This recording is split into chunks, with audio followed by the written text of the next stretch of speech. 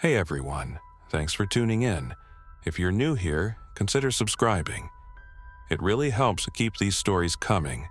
And while you're here, let me know in the comments where you're listening from. Now, sit back, relax, and let's get into the story. I spent years in the Army, deployed in places where survival was a daily challenge. But nothing prepared me for what happened that day.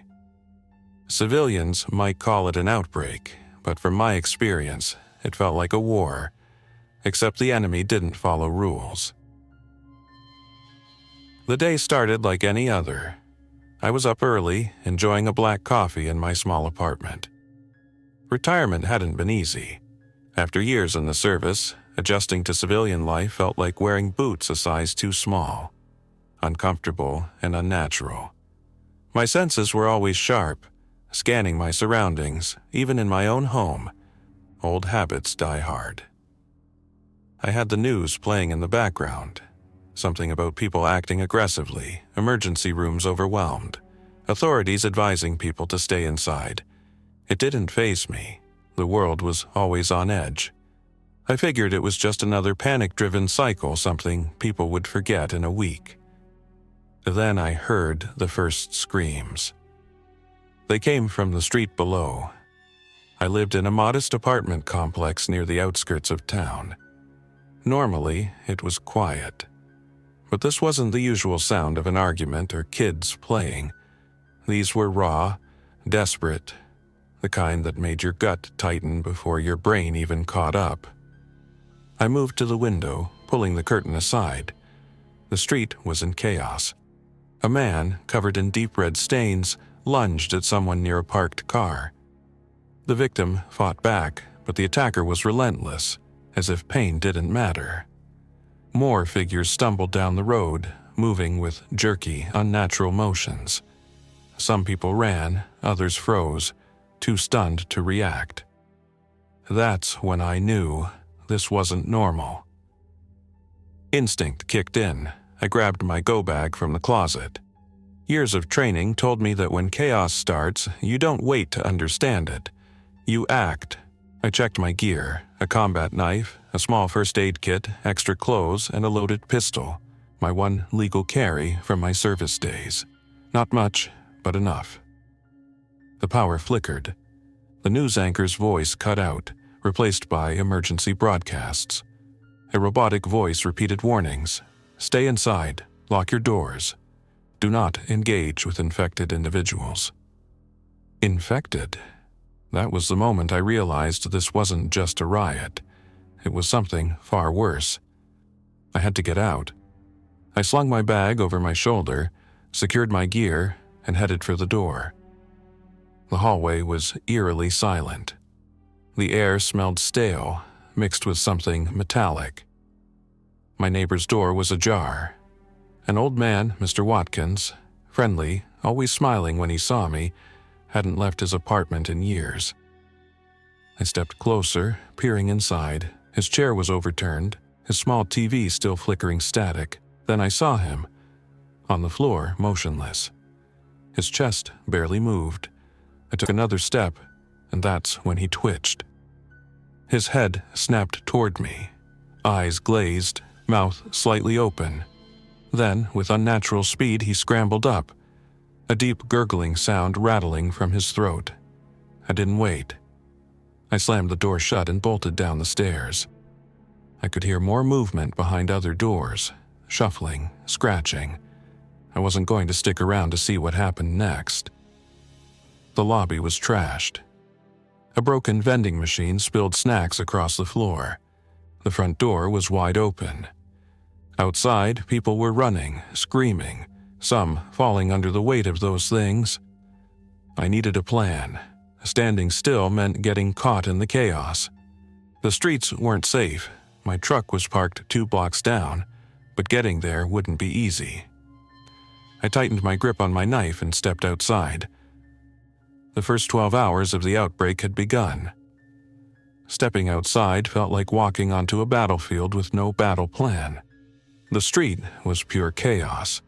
Cars abandoned with doors hanging open, alarms blaring, people running in every direction. Some fought back, swinging whatever they had, but it didn't matter. The infected didn't feel pain, they didn't hesitate, they just kept coming. I stayed low, sticking close to the side of the building. My truck was 2 blocks away. If I moved fast and stayed smart, I could make it. The key was not getting noticed. A woman ran past me, her breath ragged, eyes wide with terror. Behind her, a man, no, not a man anymore, chased her down. His movements were erratic, but fast, too fast. The woman tripped, and in seconds, he was on her. I forced myself to keep moving. I wanted to help, but I knew better than to charge into a fight I couldn't win. Survival first, always. I cut through an alley, avoiding the main road.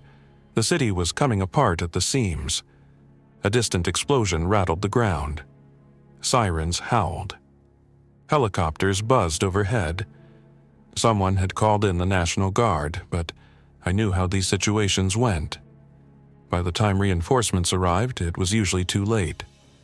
A low growl made me freeze. I turned slowly. Near a dumpster, a figure slumped against the wall. His chest rose and fell in quick, shallow breaths. His clothes were torn, stained with something dark. At first, I thought he was just another survivor, hurt and trying to catch his breath. Then he looked up. His eyes were wrong, murky, unfocused, like he was barely human anymore. His fingers twitched against the pavement. His breathing hitched, turning into a raspy snarl. He lunged. I sidestepped, letting him hit the ground face first. He didn't react to the impact, just scrambled up, reaching for me again. I had no choice. My knife slid free from its sheath. A single strike, quick, precise. Years of training took over. The infected crumpled, twitched once, then stopped moving. I took a shaky breath, wiping the blade clean on my sleeve. 1 down, 100 more to go. I reached the end of the alley and peeked around the corner. My truck was still there, parked outside a small convenience store. A few bodies littered the ground, some moving, some not. Worse, a group of infected roamed the street, drawn to movement and sound. I had to be smart about this. Running straight for the truck was a bad idea. One mistake and I'd be trapped inside with no escape. I scanned the area. A few feet away, a fire hydrant stood untouched. An idea clicked into place. I grabbed a loose brick from the alley and tossed it hard toward a nearby storefront. The glass shattered, echoing down the street. Every infected in sight snapped their heads toward the noise and moved toward it, some breaking into a full sprint. I waited, heart pounding. Then, when the last one turned away, I sprinted. I reached the truck, yanked the door open and climbed inside. Keys were in my pocket. The engine roared to life. A figure slammed against the driver's side window.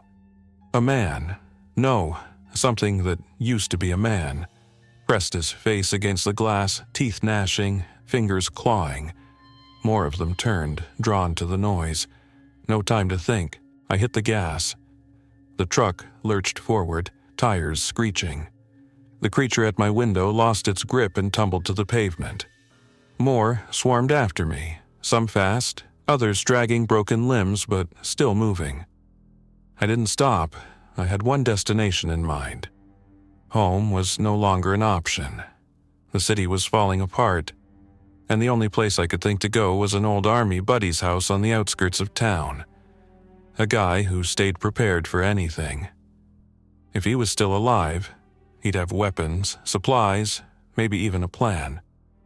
I gripped the wheel tighter, eyes locked on the road ahead.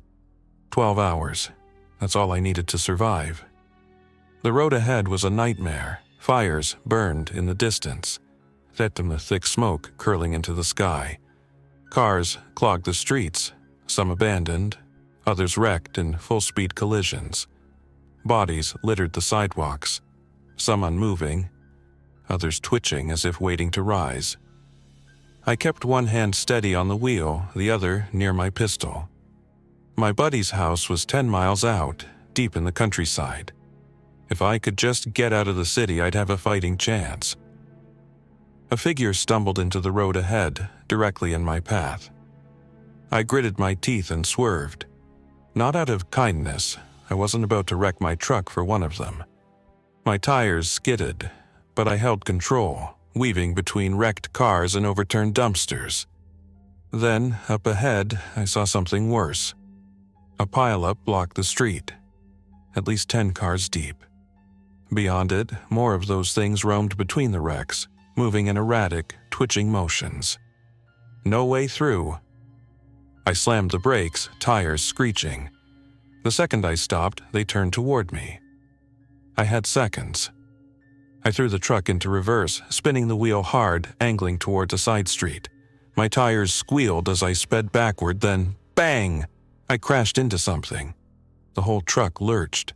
The rear windshield shattered. My head slammed against the steering wheel. Dazed, I looked up into the rearview mirror.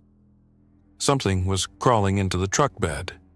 A man, or what used to be one, dragged itself over the tailgate, fingers clawing at the broken glass. His face was twisted, mouth smeared with something dark. He let out a guttural snarl, his body jerking like a puppet with tangled strings. No time to think. I grabbed my pistol, turned in my seat, and fired. The blast echoed through the cab. The thing jerked, slumped, then stopped moving. I shook off the shock, threw the truck into drive, and floored it down the side street. My hands were shaking. Not from fear, from instinct. My body was running on training alone. Process later, survive now. The back roads were clearer. A few wandering figures, but nothing I couldn't dodge. I made it out of the city limits in under 10 minutes, the distant skyline glowing with fire and flashing emergency lights. I finally let out a breath. I was alive. For now. But I wasn't safe yet. I pulled onto a rural highway, speeding toward my buddy's house. He was the kind of guy who prepped for disasters before it was trendy. If anyone was still alive, it was him. The further I got from the city, the quieter it became. No sirens, no screams, just the hum of my engine and the occasional rustling of trees. I turned onto an old gravel road, my headlights cutting through the dark. His house was just ahead, surrounded by thick woods. The place was built like a fortress. Tall fences, reinforced windows, security cameras. I pulled up to the front gate and honked twice. Nothing. I tried again. Still nothing. I cursed under my breath.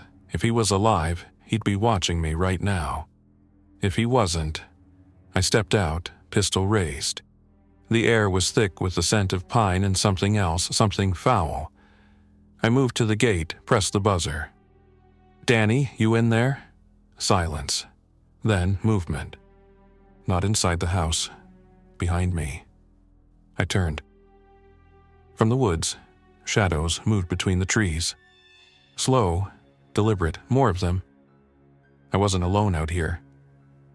The moment I saw movement in the trees, my grip tightened around my pistol. The infected were spreading faster than I thought, reaching places I assumed were safe. I turned back to the house. The place was still, lights off, no signs of life. If Danny was in there, he wasn't answering, and I didn't have time to wait. The fence was tall, but not impossible to climb. I holstered my pistol and grabbed onto the metal, hauling myself up just as the first of them stumbled out of the woods. They weren't running, not yet, but their heads snapped toward me, and their slow, dragging steps turned into something faster, something unnatural. I swung my legs over and dropped to the other side. The yard was littered with signs of a struggle. A tipped-over lawn chair, spilled supplies. Dark stains smeared across the porch. My gut told me this had gone bad long before I got here. I moved fast, sticking close to the wall as I approached the door. I knocked hard. "Danny, it's me." Nothing. The infected reached the fence behind me, slamming against it, snarling. The metal rattled, but it held, for now. I tried the door, locked.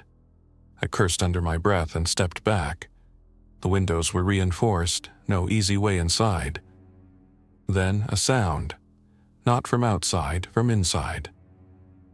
Something moved past one of the windows. I froze. "Danny?" Silence. Then, bang! Something slammed against the window from the inside. A twisted face pressed against the glass, eyes milky, mouth snapping open and shut like a broken hinge. Danny. Or what used to be him. I felt something cold settle in my stomach. Danny had been the toughest guy I knew. Ex-Special Forces, always prepared, always ahead of the curve. If even he hadn't made it. The fence behind me creaked. I turned. More of them had arrived, pressing against the metal, climbing over each other. The fence wouldn't hold forever. I had to move. I ran around the side of the house, checking for another way in. Then I saw it. The basement doors, half open. A chance. I slipped inside and shut them behind me, plunging into darkness. The air was damp, filled with the scent of metal and mildew. I flicked on my flashlight and scanned the space. A workbench, stacks of canned food, a small armory against the far wall, rifles, handguns, boxes of ammo. Danny had been ready, just not enough. I grabbed a shotgun, checked the chamber, loaded. Then, footsteps creaked above me. Slow, uneven. Danny wasn't alone up there. And now, I was trapped inside. The slow, uneven footsteps above me sent a chill down my spine. I gripped the shotgun tighter, my breathing steadying as I switched to full survival mode. Danny was gone. That much was clear. But if he wasn't alone up there, then I had two problems. Whatever was inside the house, and whatever was outside trying to break in. I moved carefully, stepping around scattered supplies. The basement was a prepper's dream. Food, water, weapons. I could hole up here for days if I had to, but I wasn't planning on staying. I needed to clear the house. I found the basement stairs and moved up, one step at a time, my back against the wall. The old wood creaked under my weight, but the thing upstairs didn't react. I reached the door at the top and pressed my ear against it. Silence. I took a breath, then pushed it open. The hallway was dimly lit by the flickering glow of a single lamp. Blood smeared the walls. Furniture had been overturned, papers scattered across the floor. The smell of decay hung thick in the air. I stepped out, shotgun raised. A shape lurched from a side room. Fast. I fired on instinct. The blast echoed through the house. The figure staggered, but didn't go down. It was a woman, what was left of her. Maybe a neighbor, maybe a stranger, but she was already too far gone. I pumped the shotgun, aimed higher, and fired again. This time, she collapsed. I scanned the hall. Nothing else moved, but I wasn't stupid. The noise would draw more of them, inside and out. I moved quickly, checking the rooms. Bedroom, empty. Bathroom, clear. Office, just old maps and gear scattered across the floor. Then I reached the living room. Danny was there. Or what was left of him. His body slumped in an armchair, dried stains covering his clothes. A revolver hung loosely in his fingers, resting on the armrest.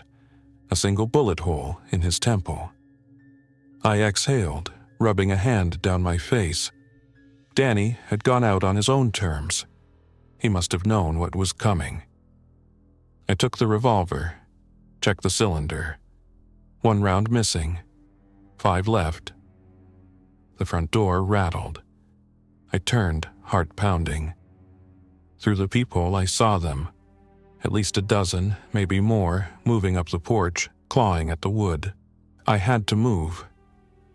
I grabbed a backpack from the couch, stuffed it with ammo and supplies, then slung it over my shoulder. I wasn't staying here. I had 12 hours to survive, and if Danny's place wasn't safe, I needed a new plan. The front door rattled harder. The infected outside were growing restless, their movements turning frantic as they clawed at the wood. The shotgun blasts had drawn them in, and the longer I stayed, the worse it would get. I took a deep breath, scanning the room for my next move. Danny's place was built like a fortress, but even fortresses fall. I needed to slip out before they forced their way in. Then I remembered the basement doors. I turned and moved fast, cutting through the hallway toward the stairs. The house creaked as I went, the weight of the infected pressing against the porch outside. I reached the basement door and pulled it open, just as the front door gave way. The crash echoed through the house. Snarls filled the air. I didn't stop. I sprinted down the stairs, skipping the last few steps, and hit the basement floor running.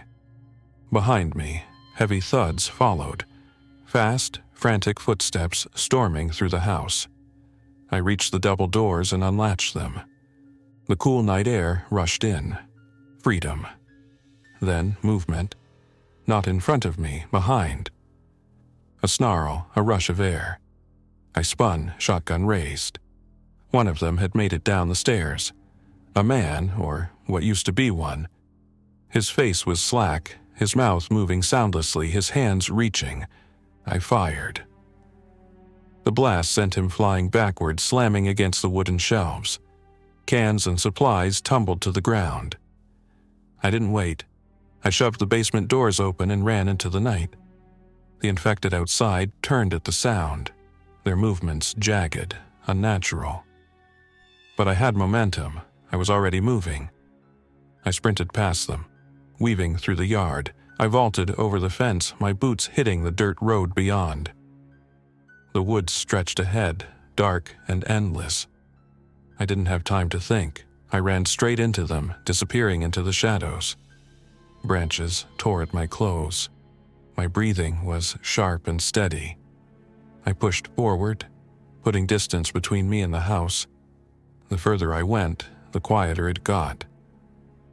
I stopped near a fallen tree, crouching behind it. My lungs burned, my hands were steady. I listened. The distant snarls had faded. The infected weren't built for the woods. They were clumsy, uncoordinated. I checked my gear. The shotgun was still solid. My backpack held enough supplies to last a day or two. But I needed a new plan. Danny's place had been my best bet, and it was gone. The roads were choked with wrecks. The city was a war zone. I was running out of options. Then, in the distance, I saw it.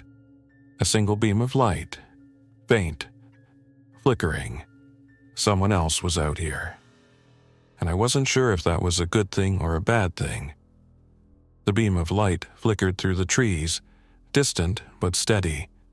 My instincts screamed caution, but I didn't have the luxury of staying put. The infected were swarming the house behind me, and I couldn't risk another encounter like that. I kept low, moving through the underbrush, careful not to snap any branches. My breath was steady, my grip firm on the shotgun. As I got closer, the light became clearer, a flashlight beam swaying slightly, like someone was walking. Then I heard voices. 2 people. I pressed myself against a thick tree trunk and listened. Told you we should have stayed at the gas station. And I told you it wasn't safe. You saw what happened there. They weren't infected. Not yet, anyway.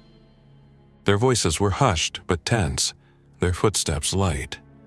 They were moving with purpose, not shambling like the things I'd been dodging all night. I took a deep breath and stepped forward. Hold it right there. The flashlight whipped toward me, nearly blinding me. I raised a hand, keeping my shotgun lowered. Easy, I said, not looking for trouble. The beam steadied, revealing 2 figures, a man and a woman, both armed. The man had a hunting rifle slung over his shoulder, the woman a small pistol clutched in both hands. They looked rough, their clothes dirty, their faces streaked with sweat. Survivors. "Who are you?" the man demanded. "Just passing through," I said. "Name's James, Army vet." I nodded toward the woman. "You mind pointing that somewhere else?" She hesitated, then slowly lowered the pistol.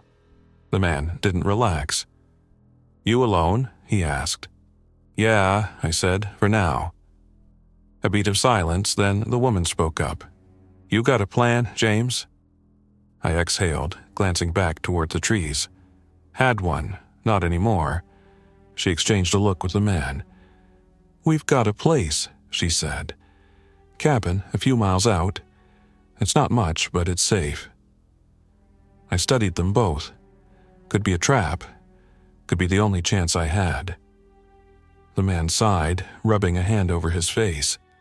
"Look, we don't have time for this, you coming or not." I glanced toward the sky.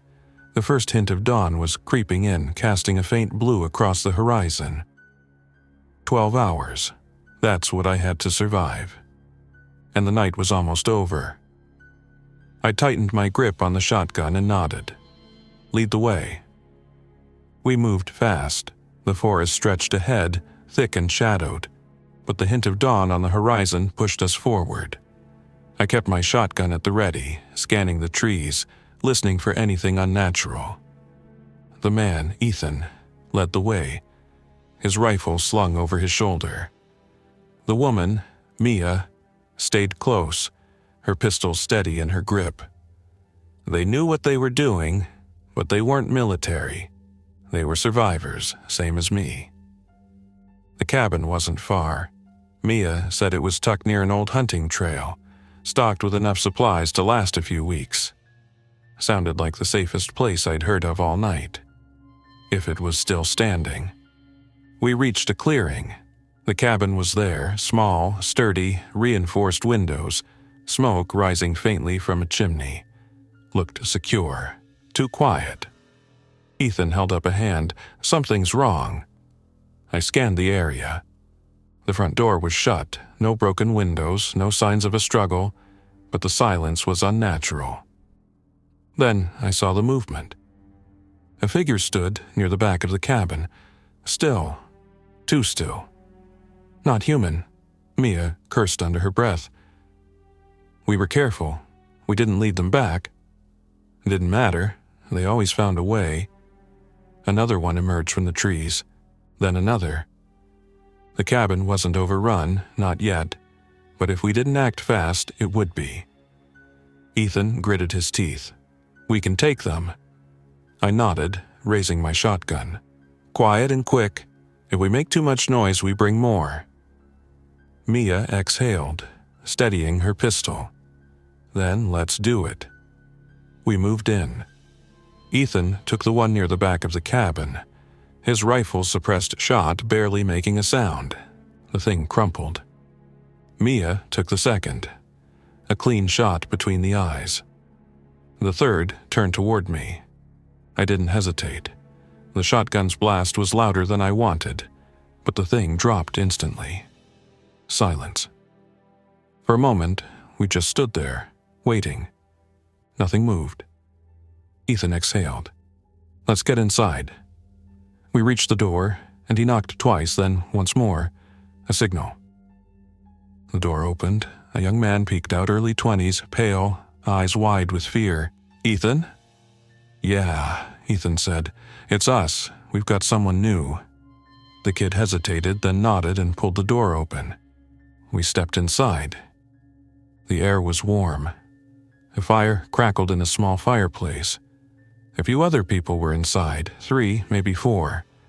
Faces filled with exhaustion and fear, but they were alive. For the first time all night, I felt like I could breathe. Mia shut the door behind us and locked it. We made it. I glanced at a clock on the wall. 12 hours. I had survived. But this wasn't the end. This was just the beginning. We stepped inside. The air was warm. A fire crackled in a small fireplace. A few other people were inside, 3, maybe 4. Faces filled with exhaustion and fear, but they were alive. For the first time all night, I felt like I could breathe. Mia shut the door behind us and locked it. We made it. I glanced at a clock on the wall. 12 hours. I had survived. But this wasn't the end. This was just the beginning. Thanks for listening. If you enjoyed this story, don't forget to like and subscribe. Your support keeps these creepypastas coming. Until next time, stay alert, stay safe, and never ignore the feeling that something is watching.